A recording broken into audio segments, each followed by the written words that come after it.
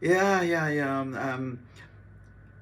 I lived in the west end of Glasgow, roughly about a mile from the Clyde shipbuilding. When I was seven, our house was a semi-detached, and I had the upstairs bedroom.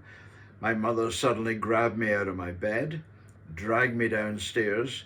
We got under the living room table, solid oak in those days, and so on. When this enormous bomb went off, dropped by the German bombers.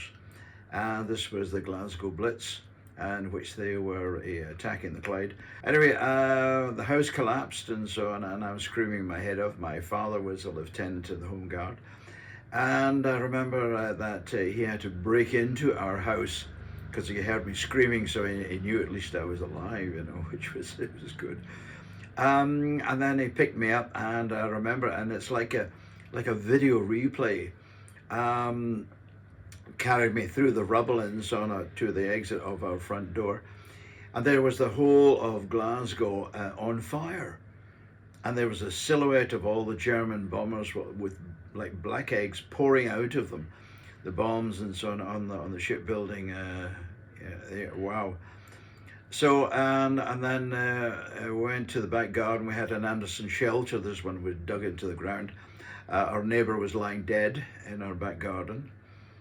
He'd been killed by the initial blast, and that was it. And then, of course, the following day, and so after the bombers had gone,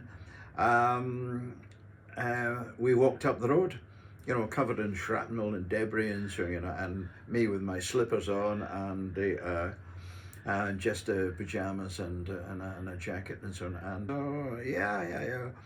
So one of this I call this ground zero in my life, and everything else. Okay, life goes up and down as we all well know, and so But yeah, that's ground zero, and everything else. Okay, it may be problematical and so on, but you get on with it, and so shake your head, remember what it was like,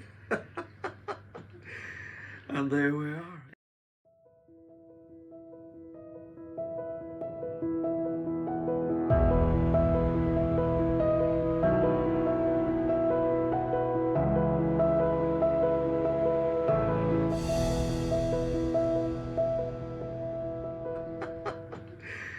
And there we are.